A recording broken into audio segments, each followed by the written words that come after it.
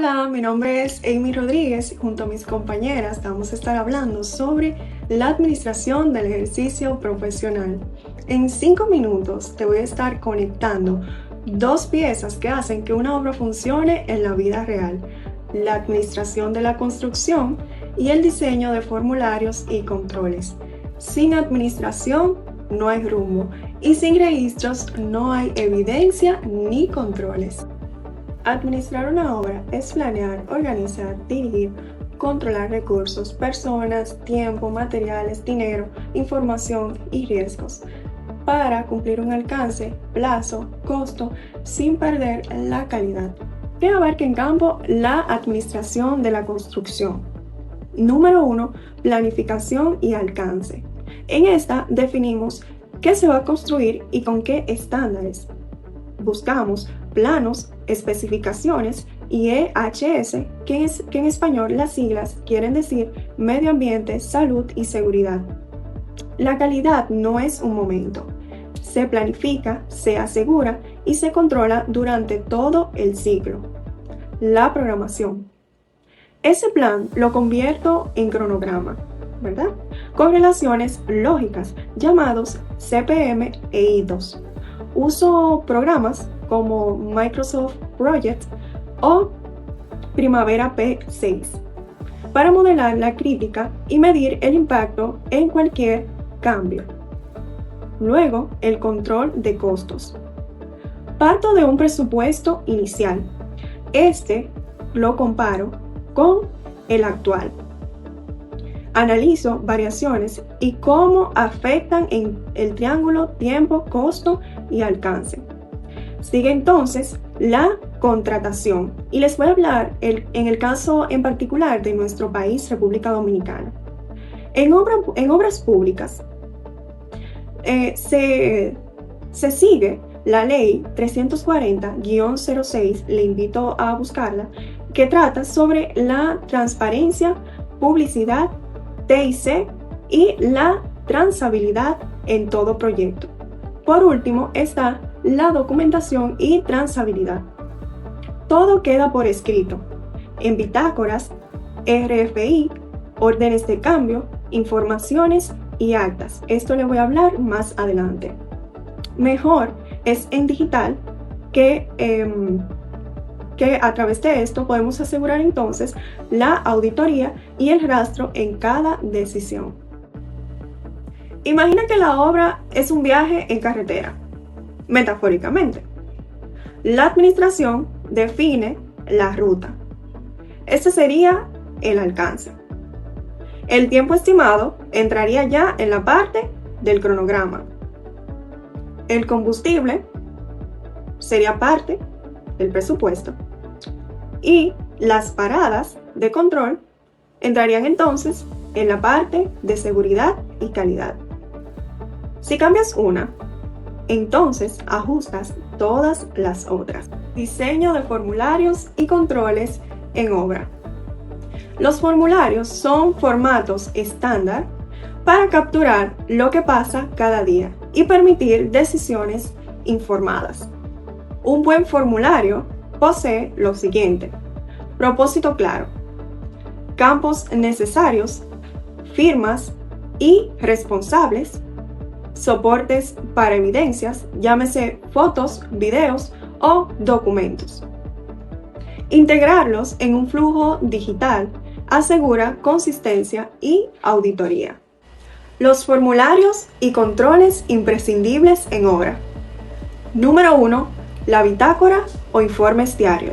En estas registramos clima, cuadrilla, equipos, entrada de materiales, actividades, incidencias, retrasos y fotos.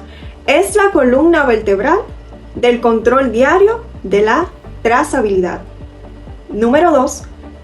RFI, con sus siglas en inglés, Request for Information, o solución de información en español. Es el canal formal para aclarar dudas de planos, especificaciones y evitar supuestos. Responder a tiempo.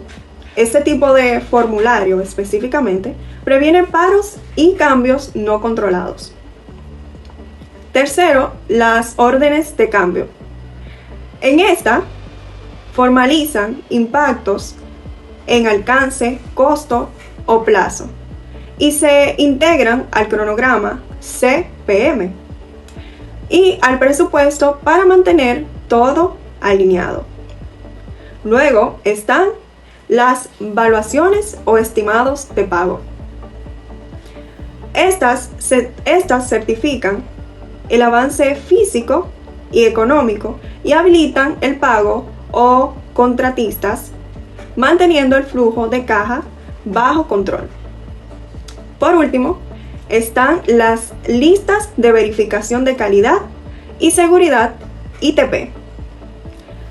Son checklists alineados a ISO 9001 para verificar conformidad de materiales y procesos, documentar conformidades y cerrar acciones correctivas. Buenas prácticas para que estos formularios y controles funcionen de verdad. Número 1. Registra todo, con hechos, no con opiniones. Y revisa antes de enviar. Número 2. Estandariza plantillas, mismos campos, datos comprobables, decisiones más rápidas. Integra evidencia, fotos geolocalizadas y firmas digitales que elevan el valor del probatorio.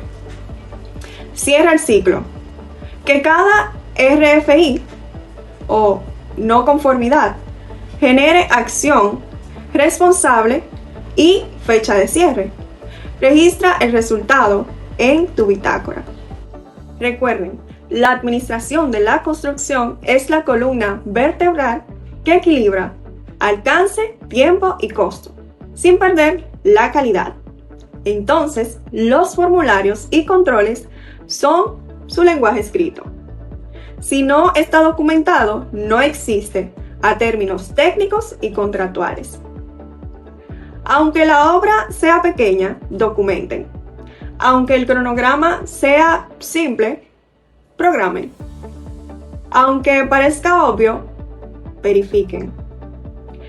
Esa disciplina marca la diferencia entre construir y gestionar profesionalmente una obra.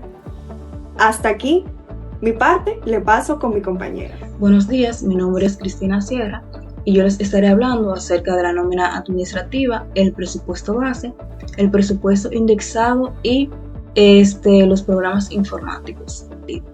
La nómina administrativa es el proceso que se encarga de calcular, de registrar y de gestionar el pago de los salarios, las deducciones, las bonificaciones de los empleados, garantizando el cumplimiento de las normas legales y fiscales. El sistema de nómina es un software diseñado para tales fines, en el que se encuentran registrados todos los datos de los empleados. Esta responsabilidad es propia del Departamento de Gerencia de Recursos Humanos y es generada, revisada y contabilizada por el Departamento de Contabilidad de la Gerencia de Finanzas. A diferencia de una nómina tradicional, la nómina en obra involucra factores adicionales, como por ejemplo el registro y el seguimiento de los empleados temporales, la variación y las horas de trabajo y las tareas que se le asignan a algunos empleados, las retenciones y aportaciones relacionadas con el Sistema Dominicano de Seguridad Social, el Fondo de Pensiones de los Trabajadores de la Construcción y el Instituto Dominicano de Prevención y Protección contra Riesgos Laborales. Componentes principales de la administración de nóminas. Primero, el procesamiento de nóminas. Este proceso incluye la determinación de los salarios netos y brutos de los empleados. También incluye la retención de las tasas impositivas correctas y la implementación de todos los ajustes salariales necesarios. Pero, ¿qué es el salario bruto? Bueno, el salario bruto es el importe total que el empleado gana antes de las deducciones. Y el salario neto es el dinero que realmente recibe el empleado luego de que son realizadas las deducciones. Segundo, la gestión de datos de los empleados. En esta parte se encuentran registrados todos los datos de los empleados. Tercero, cálculos salariales. Los cálculos de salario implican determinar las ganancias de los empleados de cada periodo de pago completado Y lo que es sumamente importante, se debe tomar en cuenta y saber la diferencia de lo que son los empleados exentos y los no exentos. ¿Cuál es la diferencia? Bueno, los empleados exentos son los que no califican para el pago de horas extras y los empleados no exentos son los que sí califican para el pago de horas extras. Cuarto, gestión de beneficios. Las empresas pueden ofrecer diferentes beneficios y paquetes de compensación dependiendo del tipo de empleado. Quinto, cumplimiento tributario. Las empresas que contraten empleados o trabajadores deben pagar impuestos sobre nómina y la renta. El presupuesto base. ¿Qué es un presupuesto base? Bueno, el presupuesto base es la fase inicial que luego se ajusta y se actualiza utilizando un índice de costo de construcción o un índice específico para reflejar la evolución del proyecto, de los materiales y la mano de obra a lo largo del tiempo. Este método permite que el presupuesto sea más preciso y se mantenga al día con las variaciones ya sea de los materiales, asegurando un mayor control financiero y la capacidad de proveer los costos finales. ¿Cuáles son los componentes de un presupuesto base? Bueno, primero los costos directos, que ya en la clase pasada se estuvo hablando sobre eso. Bueno, los costos directos son los elementos como la mano de obra, los materiales, el equipo y la maquinaria, todo lo que sea necesario para el proyecto, así como gastos generales específicos de la obra como subcontratistas o seguros del proyecto. Dentro de los componentes también tenemos los costos indirectos. ¿Qué son esos? Bueno, los honorarios, los permisos, los impuestos y los costos administrativos de la oficina de obra. También dentro de los componentes tenemos la reserva de contingencia, que es la cantidad de dinero o tiempo asignado para que el proyecto pueda cumplir o cubrir los imprevistos que se puedan dar en la obra. Presupuesto indexado. Este es un presupuesto base, generalmente se utiliza en la fase inicial, que luego se ajusta y se actualiza utilizando un índice de costos de la construcción o un índice específico para reflejar la evolución de los precios, de los materiales o la mano de obra a lo largo del tiempo. Este método permite que el presupuesto sea más preciso y se mantenga al día con las variaciones del mercado durante la realización del proyecto. Esto se utiliza o se hace para asegurar un mayor control financiero y para asegurar la capacidad de proveer los costos finales. Esto se hace para asegurar que el proyecto sea concluido con éxito. ¿Qué son los programas informáticos? Bueno, los programas informáticos son herramientas que automatizan y simplifican la gestión financiera de una empresa, registrando transacciones como ingresos, gastos, cobros y pagos para generar informes y facilitar el cumplimiento de las obligaciones fiscales. Los programas informáticos le facilitan a la gerencia de finanzas para que puedan realizar de manera adecuada y más preciso lo que es la nómina administrativa. Pero ¿cuáles son las funciones de estos programas informáticos? Bueno, calcula automáticamente el salario neto, considerando las horas de trabajo, las deducciones y las bonificaciones y los descuentos que se le vayan a hacer a dicho empleado. Almacena información clave de cada empleado como datos personales, detalles laborables y tasas de pago. Genera nóminas oficiales con detalle precisos para garantizar pagos puntuales y correctos. Esos programas también permiten a los empleados consultar su información y historial de pago, mejorando la transparencia. Dentro de los programas que más se utilizan en nuestro país se encuentran Alegra y Nómina. Con los reportes de este programa se puede obtener y descargar la información relacionada con las liquidaciones, las emisiones, los conceptos de nómina de los empleados. Esta herramienta facilita el análisis de los costos laborables, el impacto de las deducciones y los beneficios sociales, así como las preparaciones de declaraciones fiscales. Dentro de los programas también se encuentra el Softplan Nómina.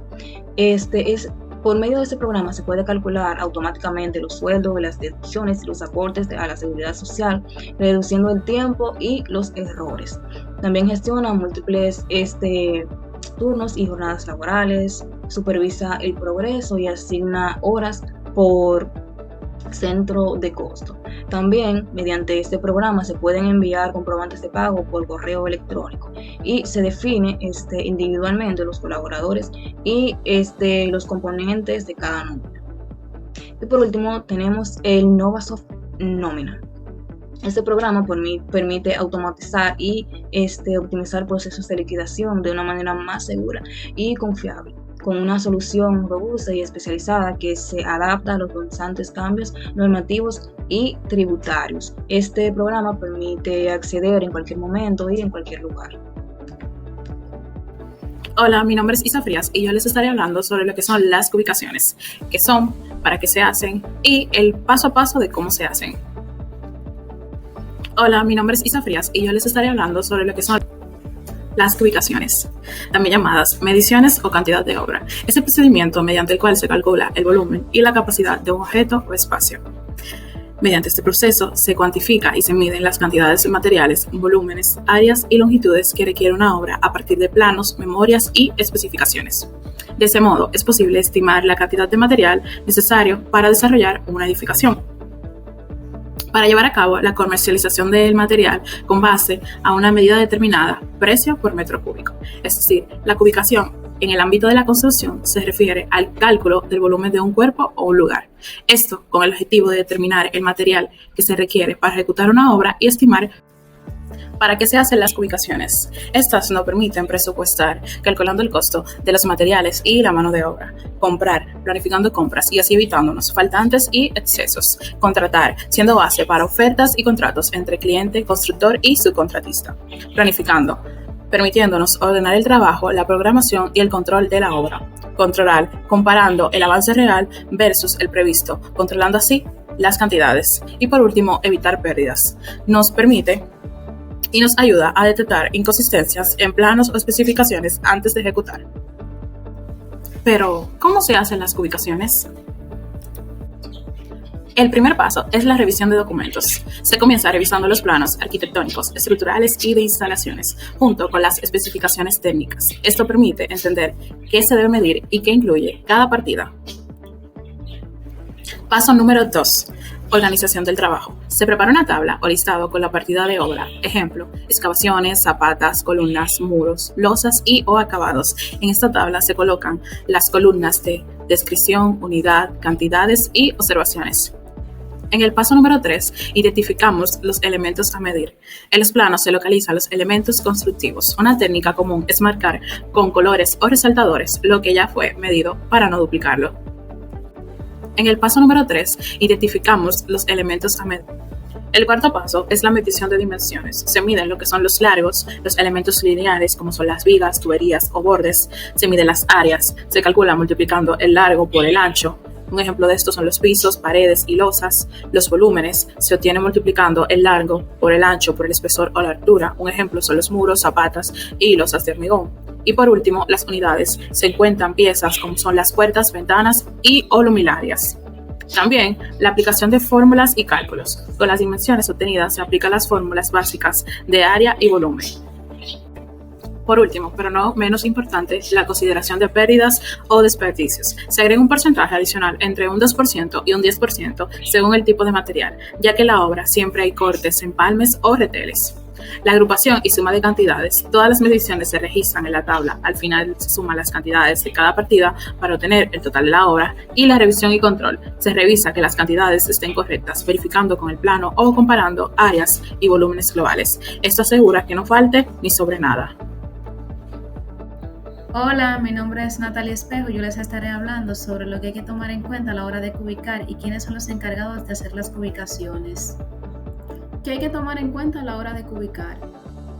Entendiendo qué son las cubicaciones, de manera breve, es el proceso de medir y calcular las cantidades necesarias de materiales, volúmenes o superficies que permiten ejecutar un proyecto. Y no solo eso, también existen diferentes puntos que permiten obtener los resultados precisos y útiles. De esta manera, este proceso garantiza un mejor control de los recursos, facilita la elaboración de presupuestos más precisos y ayuda a organizar de manera eficiente la ejecución del proyecto.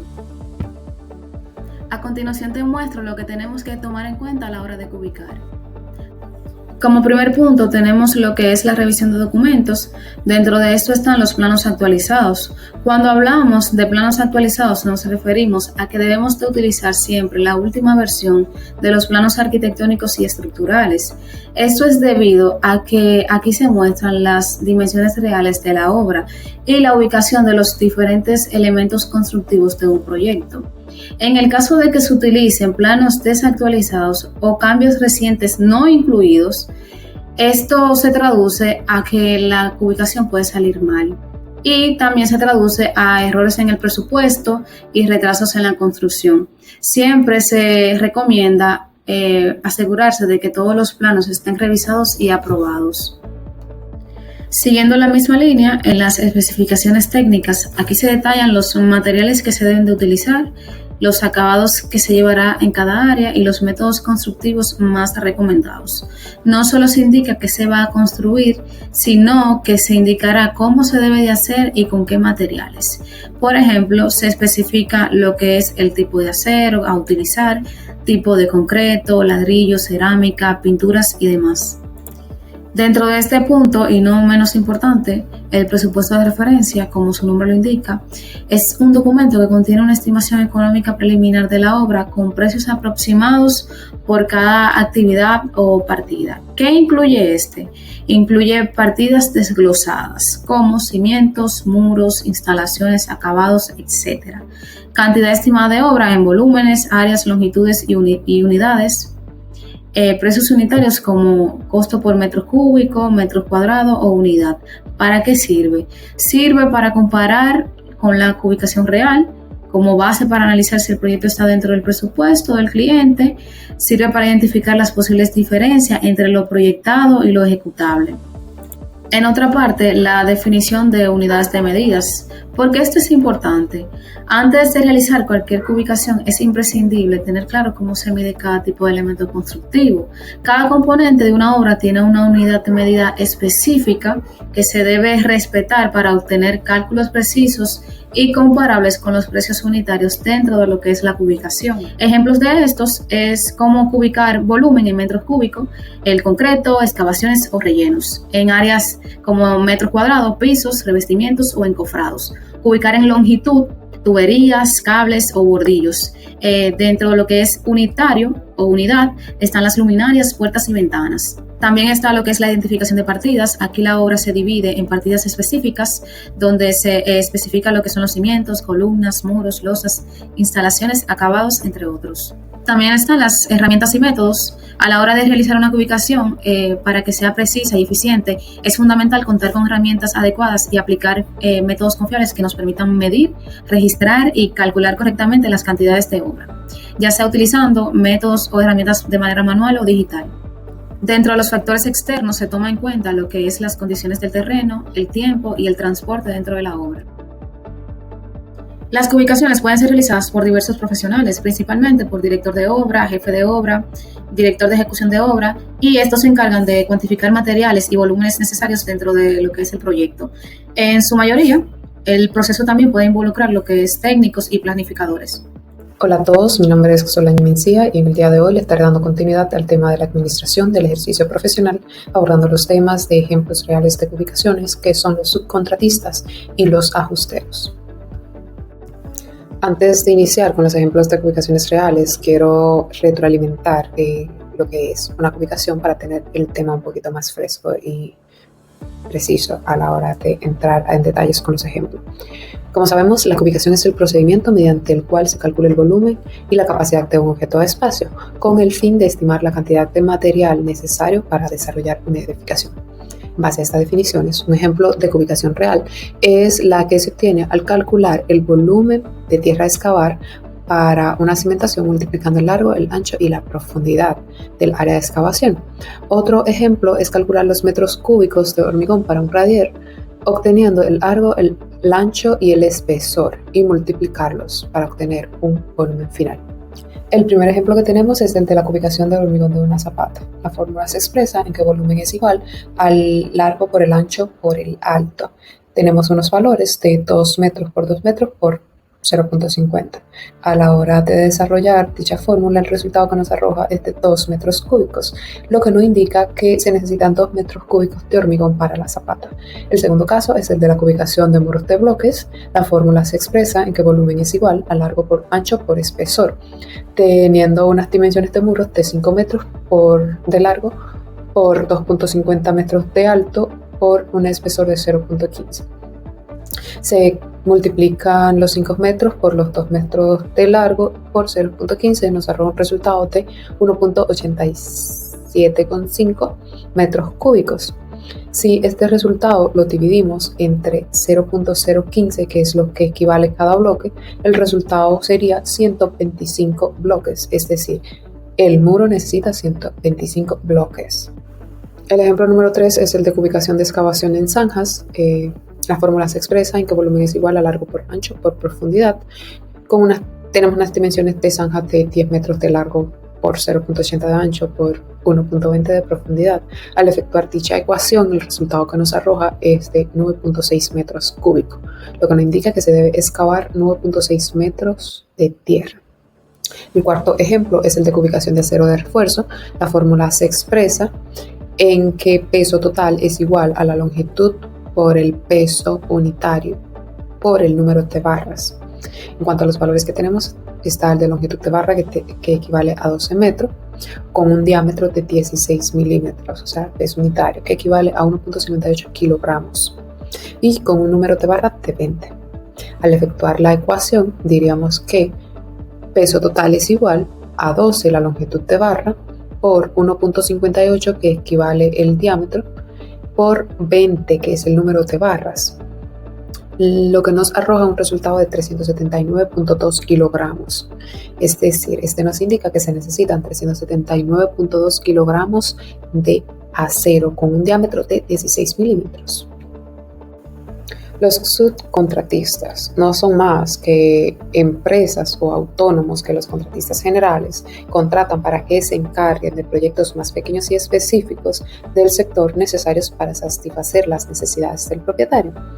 Es decir, muchos subcontratistas son propietarios de empresas que trabajan con varios contratistas generales para mantener un flujo constante de trabajo. Los subcontratistas suelen tener habilidades especializadas en áreas de experiencia. Es decir, cuando un proyecto de construcción requiere de trabajos ya sea de fontanería, instalación de paneles de yeso, techado, electricidad u otro tipo de procedimiento, el director de la obra o el contratista probablemente contratan subcontratistas, es decir, personas especializadas para que se encarguen de estos trabajos. ¿Qué son los ajusteros? Los ajusteros en el personal de obra son las horas hombre adicionales necesarias para realizar cortes, adaptaciones o remates, lo cual disminuye el rendimiento normal del trabajador y aumenta el costo de la mano de obra. Entre sus principales funciones están adaptación y precisión en la ejecución. El personal ajusta piezas y elementos para que encajen en medidas reales en la obra. Su función es garantizar que los muros, pisos, encofrados o acabados queden completos y bien terminados. Otra de sus funciones es mejorar la calidad del acabado. Al realizar cortes precisos, esquinas, puntes o bordes, el personal da una terminación estética y funcional. Otra de sus funciones es resolver diferencias entre diseño y obra. Como en la práctica las dimensiones reales suelen variar respecto a los planos, el obrero debe dedicar más tiempo extra en estas adaptaciones. Por último, influir en la programación y costo de la obra, es decir, al disminuir el rendimiento obligan a considerar más horas hombre en los análisis de precios unitarios. Su función directa es ayudar al presupuesto a reflejar la realidad del trabajo. Sería todo de mi parte, los dejo con mis compañeros. Buenos días, mi nombre es Valerie Martínez y el día de hoy les estaré hablando sobre el control de pago de mano de obra y el control de ingresos y egresos de la obra.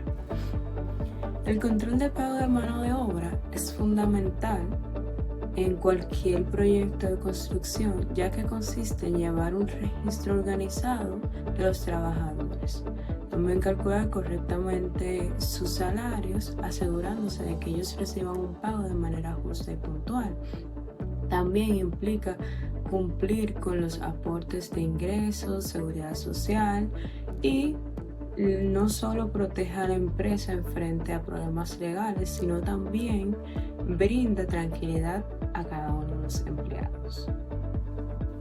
Importancia del control de pago de mano de obra. Esto es importante ya que asegura el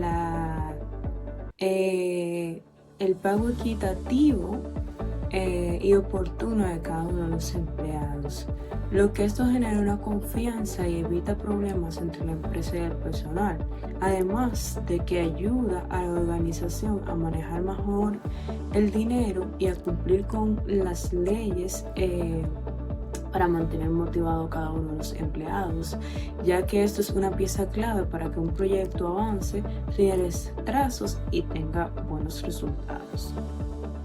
Elementos de control de mano de obra. Algunos de los elementos son el registro de asistencia. Esta es simplemente controlar la entrada y la salida y las horas trabajadas de cada uno de los empleados. También el cálculo de salario, que es determinar el pago según las horas trabajadas y las horas extra de cada uno de los empleados. También están los aportes y retenciones, que es cumplir con los pagos y la seguridad social, también los impuestos. Y por último está los pagos periódicos. Estas son la entrega de los salarios en fechas establecidas para mantener la confianza y la motivación con los empleados. Un ejemplo de eso sería pagarle siempre 15 y 30. Control de ingresos y egresos de la obra. El manejo de ingresos y egresos es una pieza muy importante dentro de la administración de proyectos de construcción, teniendo como un objetivo principal garantizar el uso correcto y eficiente de los recursos económicos, siempre que esté representado por un presupuesto previamente aprobado. Este control implica llevar un registro detallado y supervisar tanto el dinero que entra a un proyecto como el dinero que se gasta en su desarrollo.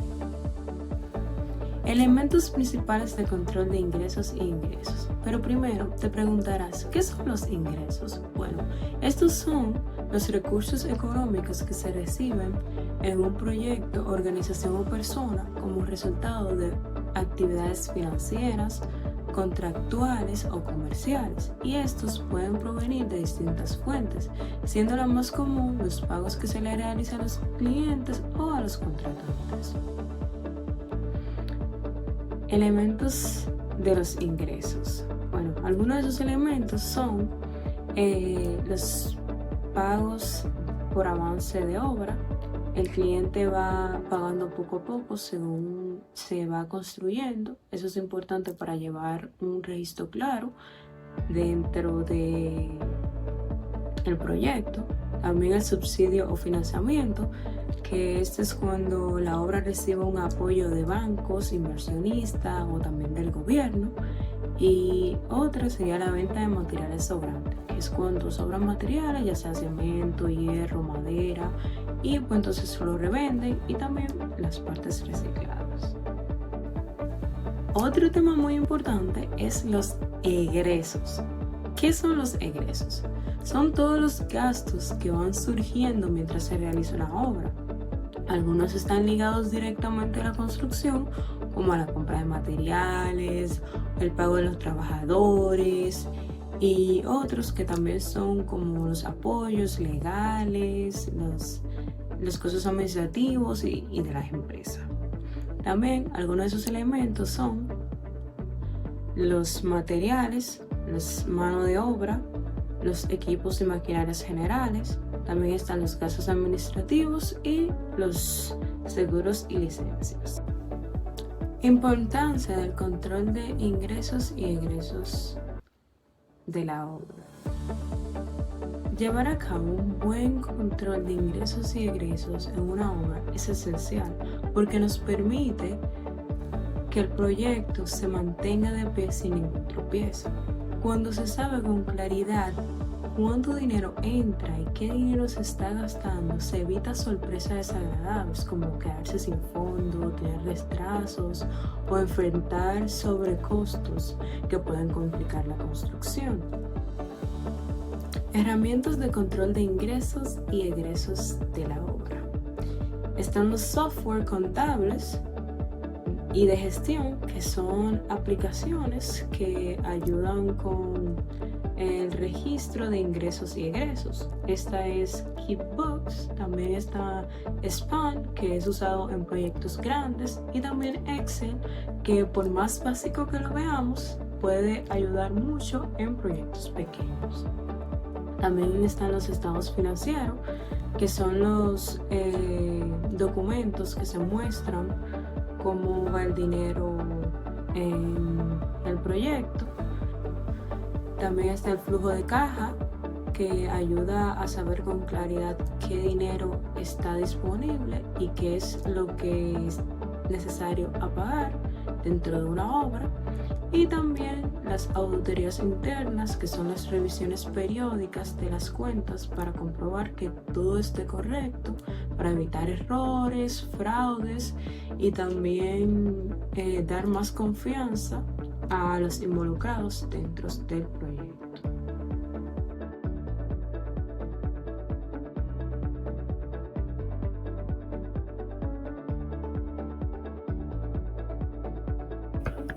¿Qué es un avance económico o a qué denominamos avance económico?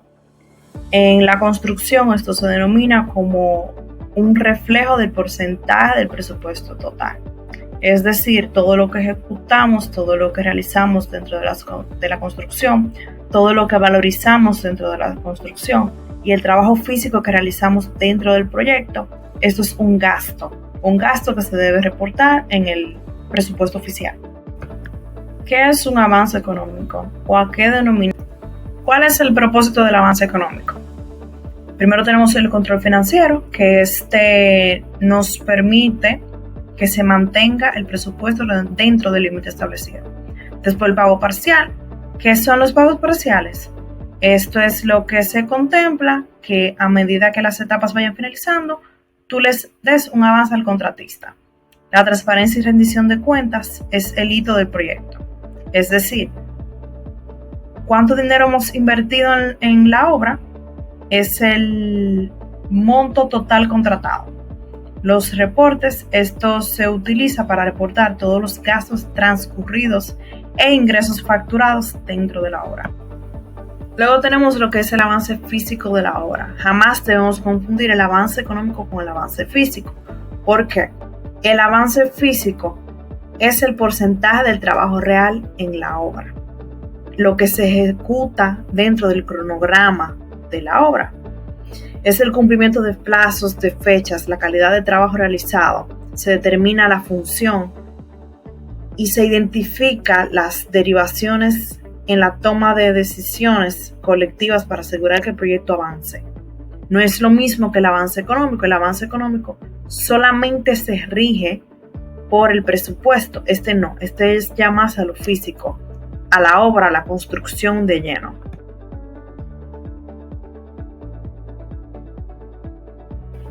¿Cuál es la importancia real de este avance económico? El primero es que evitamos los sobregastos, nos aseguramos de que el presupuesto cumpla con el cronograma. Una medición precisa en la toma de decisiones. Tenemos una correcta facturación y un cobro adecuado por el trabajo que se ejecutó. ¿Por qué es importante el avance físico? Tenemos un control de ejecución, de que lo planificado se cumpla por el contratista. Informes más precisos que se generan con un reporte de seguimiento de la obra. La toma de decisiones, aquí identificamos más fáciles los retrasos y adelantos. Tenemos un cronograma más preciso de que los recursos que utilicemos dentro de la construcción sean factibles. Flujo de caja. ¿A qué nos referimos con flujo de caja? Toda entrada monetaria que tiene una entrada y salida en un periodo determinado. Porque es importante. Cuando tú evalúas la capacidad de un proyecto, este debe generar fondos y cumplir obligaciones financieras. Por ejemplo, si realizamos un proyecto de apartamentos, este debe tener un fondo, pero también tiene que generar ingresos para que el proyecto sea factible. ¿Qué compone el flujo de la caja?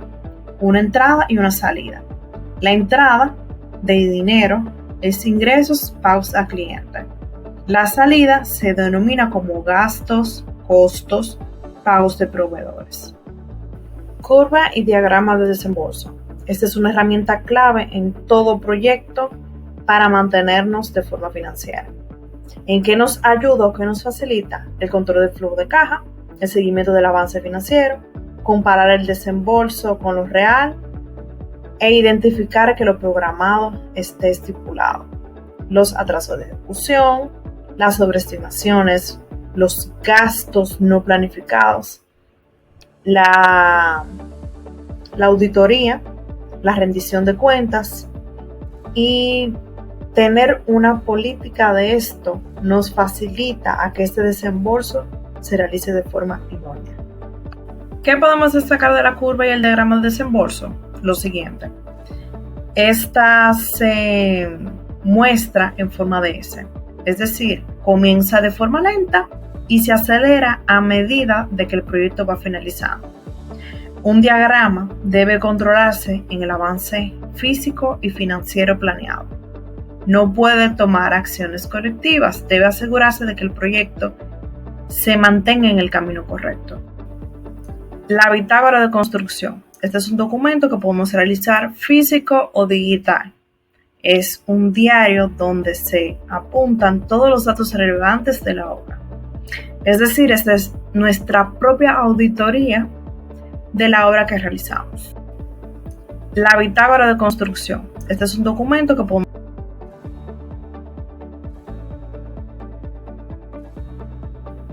¿Por qué es importante la bitácora de construcción? Tú tienes un control de seguimiento, tienes un registro de decisiones nuevas, si hubo cambios en el diseño, si hubo cambios en los materiales, si hubo nuevas instrucciones.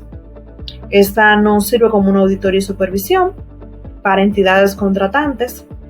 Es un registro de soporte legal. Tú tienes evidencias si tienes algún conflicto o incumplimiento dentro de la obra. Es el control y seguimiento. Tú puedes monitorear el desarrollo real y efectivo de la obra.